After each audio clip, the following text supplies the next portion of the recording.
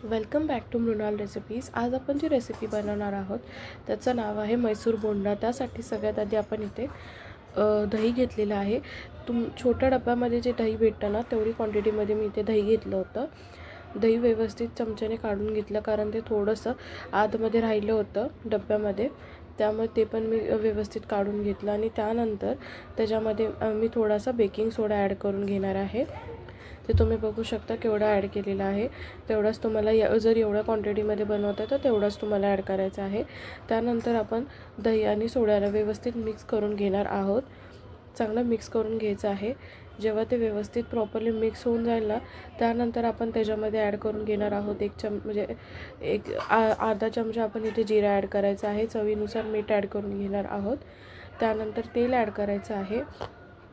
इथे मी अर्धा पळीच तेल यूज केलं होतं। त्यानंतर व्यवस्थित मिक्स करून घेणार आपण हे सगळं मिक्सचर आपलं।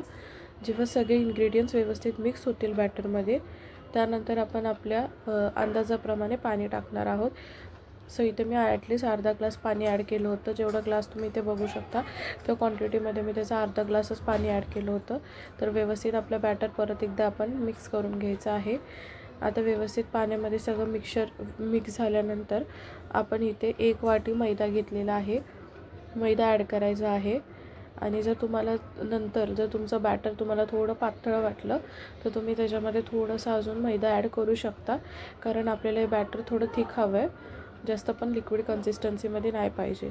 सो इथे व्यवस्थित मिक्स करून झालेलं आहे। त्यानंतर मी थोडंसं वरून अजून टाकलं होतं बॅटर थोडं थिक करण्यासाठी, मैदा टाकला होता। त्यानंतर इकडे पॅन गरम करायला ठेवलेलं आहे। तेल गरम करायला ठेवायचं आहे। तेल चांगलं तापून द्यायचं आहे, कारण मैसूर बोंडा जो आहे ना तो आतमधून व्यवस्थित भाजला गेला पाहिजे, कारण याच्यामध्ये आपण मैदा ॲड केलेला आहे तो व्यवस्थित आतमधून कुक झाला पाहिजे। सो इथे तेल गरम झाल्यानंतर हाताला तेल लावून घेतलं होतं मी।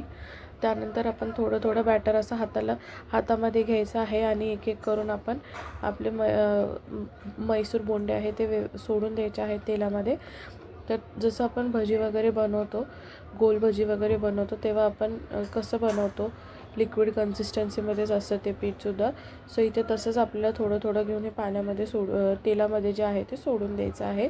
त्यानंतर 1 ते 1.5 मिनटानंतर आपण साईड जे आहे ते चेंज करून घेणार आहोत। हे 3 ते 5 मिनटामध्ये व्यवस्थित कुक होऊन जातात। आपल्याला हे गोल्डन ब्राऊन होईपर्यंत आपल्याला व्यवस्थित फ्राय करून घ्यायचं आहे। तर तुम्ही बघू शकता आता ह्याला हलका हलका गोल्डन कलर असा आलेला आहे। तर गोल्डन कलर जेव्हा येईल, जर तुम्हाला समजेल की गोल्डन कलर आला आहे थोडासा, तेव्हा तुम्ही साईड जे आहे ते तुमचे चेंज करून घेऊ शकता।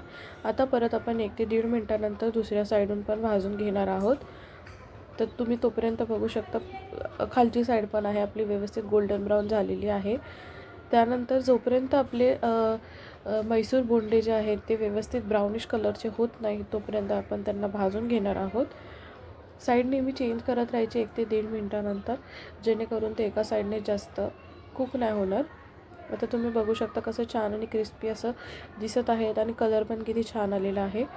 आणि मी इथे तुम्हाला एक दाखवेन पण तोडून की कसं दिसतं आतमधून आणि आतून किती सॉफ्ट असतं। तर तुम्हाला कशी वाटली रेसिपी कमेंट करून सांगा आणि नक्की ट्राय करा। आणि thank you so much for watching.